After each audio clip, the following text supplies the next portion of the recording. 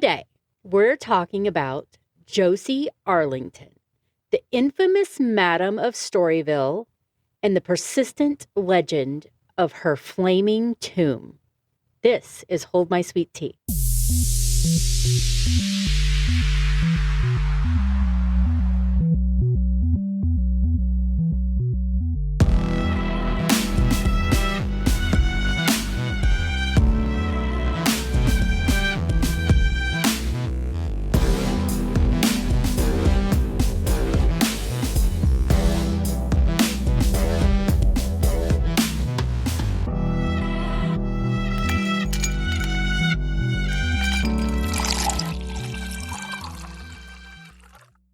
Hello, I'm Holly.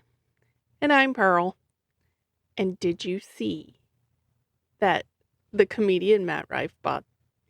Yes, I did. Yeah, so he's now like the prize owner of Annabelle and all of the... him and his friend yeah. bought it. I saw that, the museum and everything. I went and I didn't even say. Yeah, I know what you're talking about. But does everyone else know what I'm talking about? Yes. I saw that and I'm like, oh, well, I didn't even know he was into that type of stuff. Me either.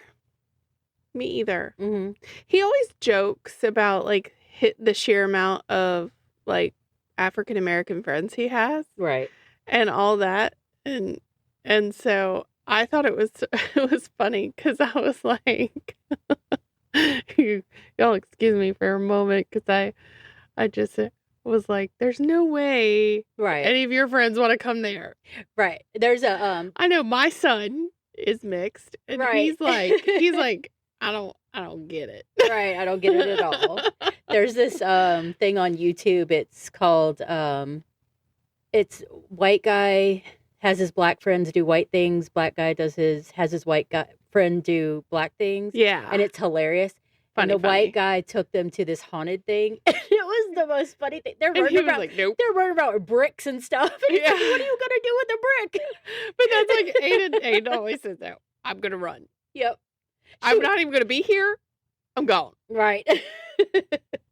It's funny though. Yeah, that's crazy. I kind of want to see what he's going to do with it. Now, if Matt Rife drops dead, we know why. Yeah, yeah, because Annabelle. Mm-hmm. And I also wanted to say we're not sponsored in any way, but if anybody has not tried the new Alani Nu pumpkin cream, I'm just going to let you know right now, don't do it. Don't do it. It is the most nasty tasting thing ever. Like that guy who tasted the Sprite and tea and said it tasted like roach knees. Yes. I'm like, what's your descriptor? This tasted like you carved a jack-o'-lantern and you know how it sits there and it just kind of like starts wilting down and melting and everything. Oh. And then it turns rotten. Yeah, it's a rotten jack-o'-lantern. That's what it is. That's a rotting jack-o'-lantern. It's nasty. Now, the witch's brew, superb. Great. Love it. Sour apple, love it. Yeah. I put a little caramel with mine and I'm like, make a little caramel apple Alani. But, yeah. But don't drink the other one. Don't drink the other one. Don't seek it out. Don't even look at it. That's so funny. It's yuck. So, that's my rant because I bought it and now I'm like, ew. I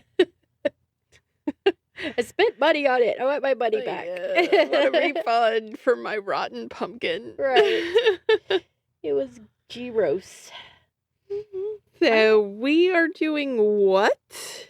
So we are talking about the flaming tomb of Josie Arlington. Yes, we are back down here in New Orleans. Welcome home. Right. We never left, but welcome home. I don't know. All right. I feel like every day is an out-of-body experience for me. Oh, my gosh. Samesies. So we're going to venture deep into the heart of the city, renowned for its secrets and sin, New Orleans. This is a story that kind of revolves around a woman whose life and even her death defied the rigid social norms of her time. She was a smart girl, and she also was petty, apparently. So you'll hear about that later on in the story. You know, I find that we have things in common now. Right. Also pretty smart and petty. Smart and petty. Right. It happens. So you're in a crowded Saturday night in a lavish parlor in old New Orleans. I mean, even in New Orleans. Yeah. It's still a crowded Saturday night in a lavish parlor. The air is thick with cigar smoke. There's conversations everywhere, clinking of glasses, the rustling of silk dresses, you know, these ladies out here trying to make their bag. Did it smell less terrible? Yes, because she was a high-class madame. So it wasn't like the Gallatin Street stuff. No, she had moved away from Gallatin Street. She was like, I'm going to move over here, and I'm going to open up a fancier establishment. And she's not 13, is she? No, she is not 13. 13! But, you know, while all this going on and people talking and drinking and glasses clinking and all that stuff, there sits Josie Arlington observing all of this. I can see her like sitting there, you know, taking a drag from her cigarette and looking around at all these powerful men in New Orleans society. Politicians, judges, even police commanders, they're all gathered there. Their wives don't know. Or maybe they do, but they're all there. Mm-hmm. They represent the elite and respected of New Orleans, and they're all there in her establishment. Like, she knows that they're all hypocrites because outside those walls, when she's walking down the street and those gentlemen are with their wives, they look away. They won't even acknowledge her. They walk to the other side of the streets with their wives because she's just low class. I wouldn't talk to, ooh, come over here and let me protect you, you know, like that's how things would go on. But she was a very observant woman. She saw it all, she knew it all, and she knew secrets, and she kept secret. That girl was right. The little black book of blackmail. Mm-hmm. Yep. So for Josie Arlington, she was the most infamous madam in the most scandalous district of New Orleans, Storyville. So Josie always claimed that the life of a madam chose her, not the other way around. She was orphaned at age 4. She was raised by nuns at St. Elizabeth's home. But their attempts to instill the fear of God in her eventually drove her to the streets of New Orleans, a city that even the 19th century was a hotbed of vice. While prostitution was tolerated, though not officially accepted, it was a dangerous path. And I mean, it's still going on, and it's still a dangerous path. And it's a very dangerous path. Yeah, it's never going to be a safe path. So while Josie was still a teenager, it didn't say how old, but I'm sure she was in her 14, 15-year-old or whatever, because she left the home because they couldn't put the fear of God in her. Mm-hmm. She became a prostitute under the control of an older lover. So he was pimping her out. This life could destroy women, but not Josie. She was strong. She developed a reputation as tough, no nonsense. Legend has it she even got into a bare-knuckle brawl with a rival, biting off part of her lip and ear. So she's pulling out some right. Mike Tyson moves right. before She's he like, was even alive. Right. Look at that. She's the OG ear biter. That's right. She was a prostitute, and she knew that she couldn't be a prostitute forever. So this is where she was like, you know what? I'm going to make a life for myself. So she turned the tables on the very men who exploited women like her, and she became a madam. So Josie opened up her own bordello in the city's red light districts, located near Basin Street on the rail line, just a few blocks from the French Quarter. Despite her rowdy past, she aimed to refine herself. She wanted to have a better image. She wanted to cater to quote unquote gentlemen and offer them services like The red light special. Right. The red light special. All through the night.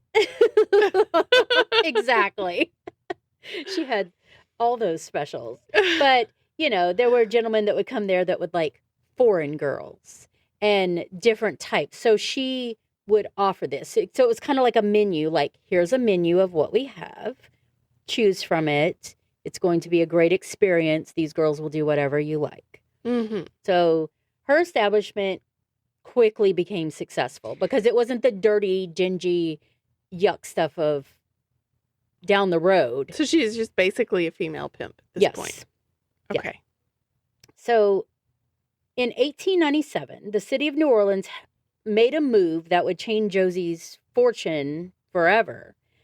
So rather than fighting vice, they decided to control it, of course, confining prostitution and gambling to one supervised area, which is away from Gallatin Street. This is when they moved everything and named it Storyville.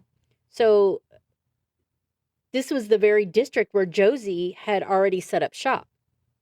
So this officially became Storyville, and it was named after the city councilman, Sidney Story, who authorized the ordinance. So Storyville exploded, becoming an amusement park of sin, a densely packed neighborhood teamed with saloons and brothels, high-class gentlemen, and rogues alike, stumbling through the streets, fueled by exotic drugs, overpriced booze, the sound of piano, jazz mingling in the air, and whispers of illicit encounters. So Bourbon Street. Let the sin begin. Apparently. I mean, it was... Exactly. And she's like, it's already been brought. Right. Bring it. It's already been brought. She's like, I'm already here. So she was established, and then everybody else moved in. So she was like grand madam over there in her little parlor. Of all the bordellos in Storyville, none was larger or more lavish than Josie Arlington's.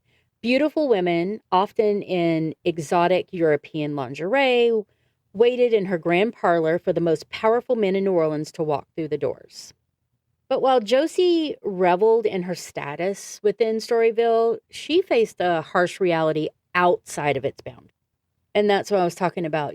She would walk down the street. Yeah. Men and would she'd be look like away. Women a shunned pariah. her. Right, because women were like, ew, a dirty prostitute. That's how they would look at her.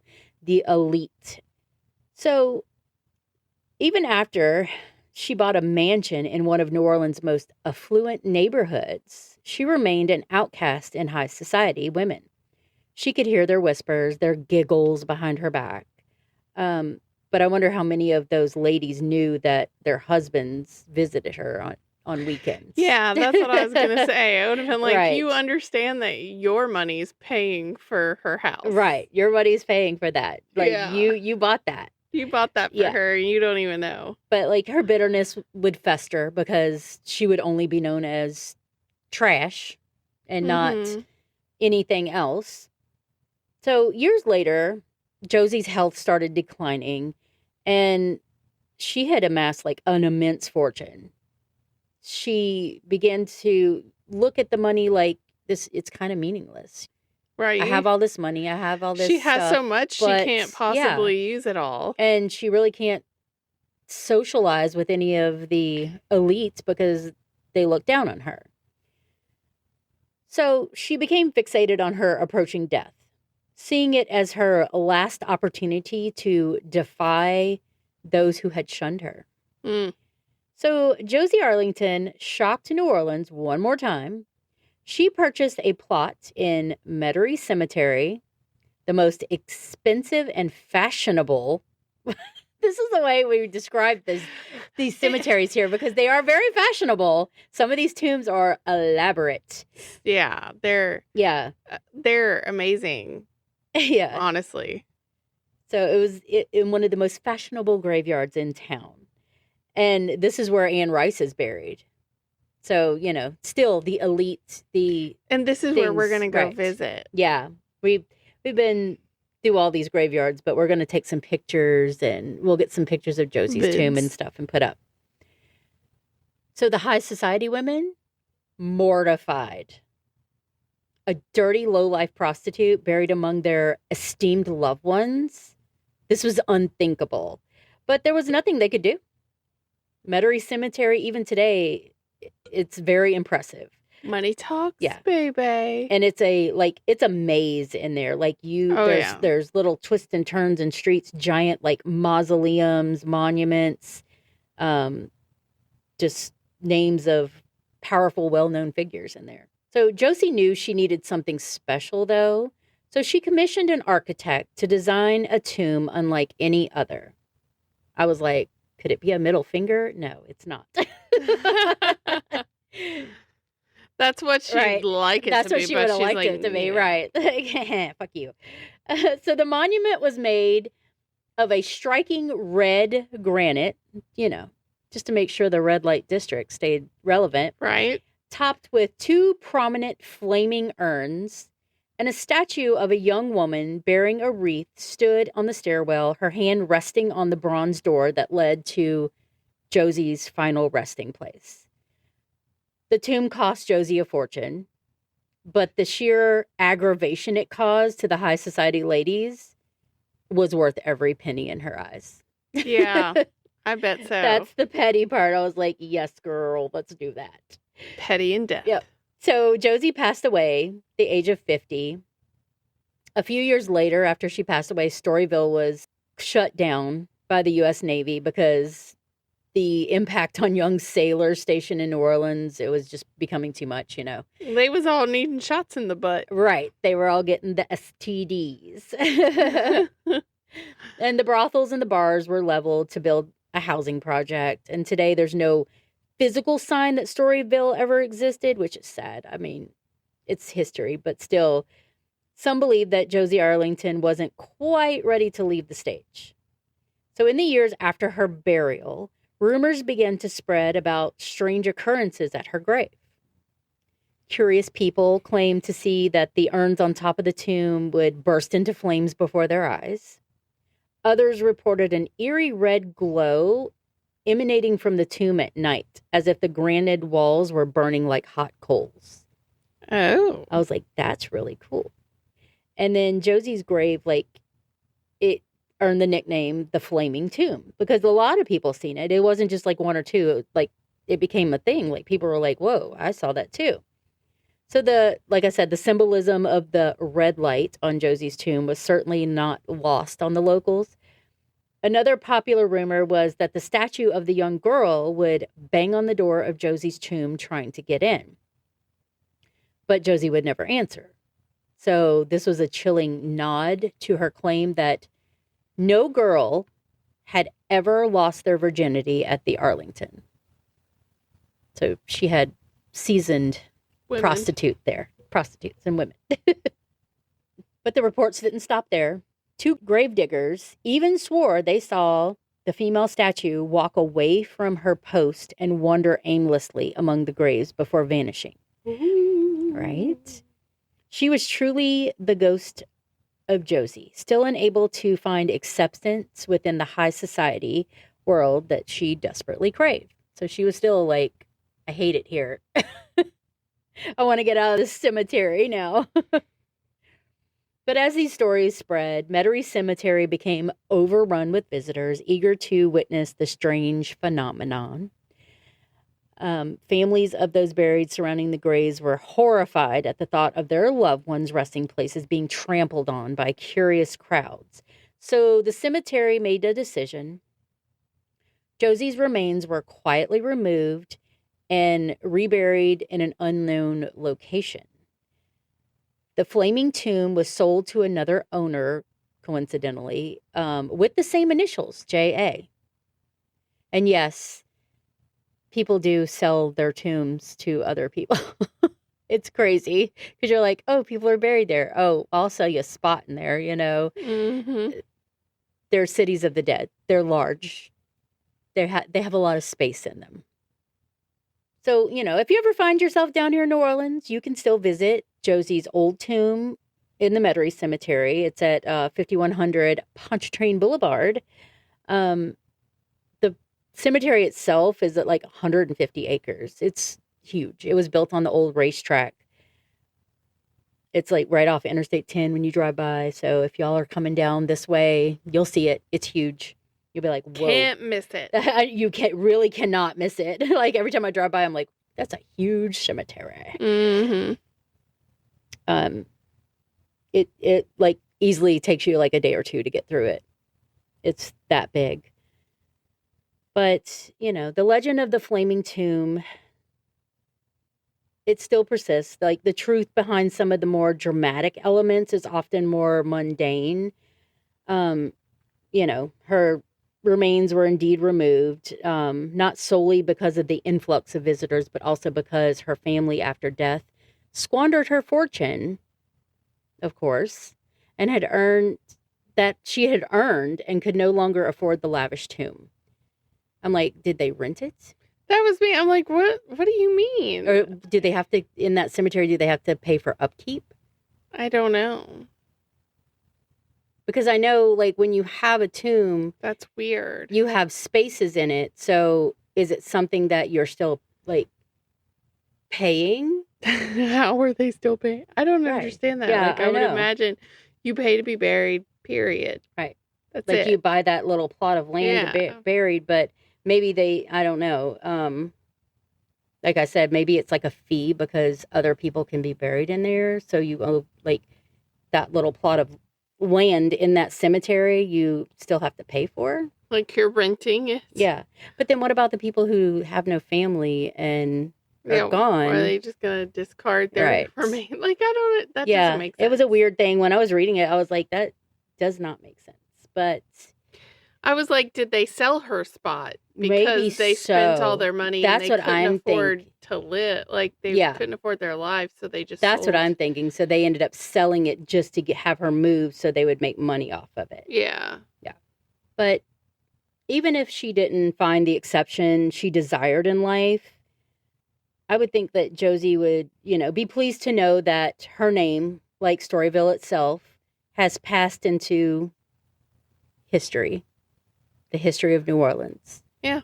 It's become something everybody gets to hear about. So it's not just like, oh, she died and nobody's So like all those other her. people barely remembered. And look at you. Right. Look at you, girl. I heard about you. Type situation. But yeah, that was the story of that. And then they say that after she was moved, the red light stopped shining on her tomb. The urns didn't come on anymore or anything like that. Nobody has witnessed anything after they moved her body. Crazy. Yeah. So it's one of those lovely New Orleans legends. But Josie Arlington was very much real. But I thought you were sneezing. Louder sneezing. I can't stop yawning. My louder yawning. Louder yawning. It's guten tired. That's what I am are. guten tired. Guten tired. Oh my goodness. I hope you all enjoyed that story. That one I had in my back pocket for a while. I was going to wait on it until we could go down and get some really good pictures in the cemetery and, of the gravesite. But I'll post some. Yeah, we'll do kind of like what we did to King's Natchez, Tavern stuff. Yeah, we'll just go make a little day of it and make sure we take lots of bids and if you do go down there, there is right when you get on Canal Street off the I-10, right there by what is it? What is the other cemetery? Elk something cemetery. There is a place called Sacred Grinds, and they have like a smoke shop, and then they have a coffee shop next to it. So you can go in there. It's kind of zombie themed. You can go in there and get some really delicious coffee, and you can sit outside on the patio, which is right smack next to a cemetery. So you're just drinking coffee with the dead. There you go. There's a fence in between you. That's it. That's it. Yep. So that's a really cool little place to go see. For sure. Yep.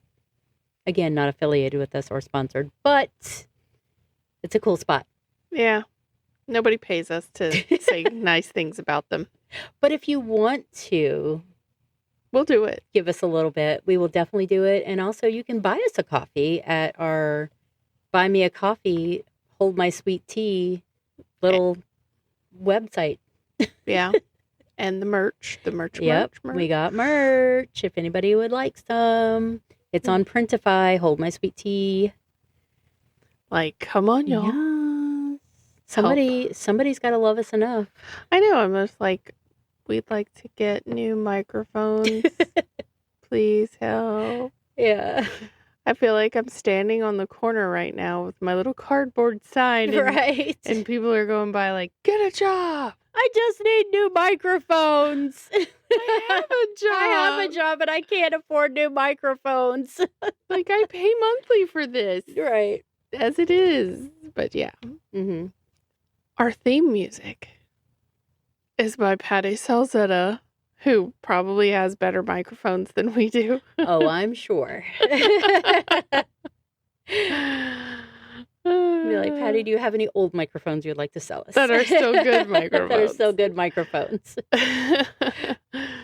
But yeah, so y'all can go follow her on YouTube at Salzetta Music.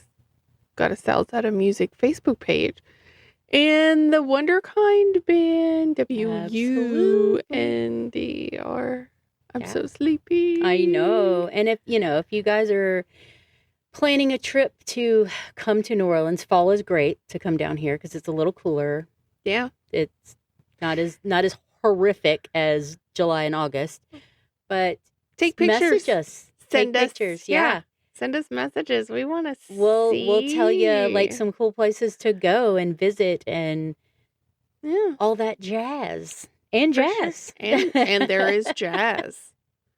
For sure there is jazz. Yep. And huge ass beers. Yeah. And share our links everywhere. Yep. With everyone. Link them an episode. Yeah.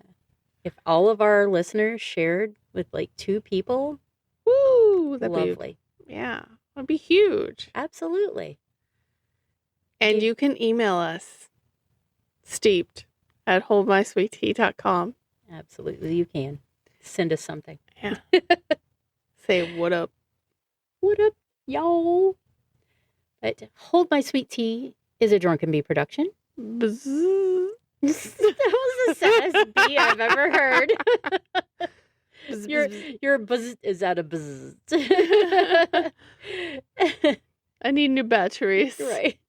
Y'all remember to stay safe out there. And just because we're dipping doesn't mean you can't keep sipping. Bye. Bye.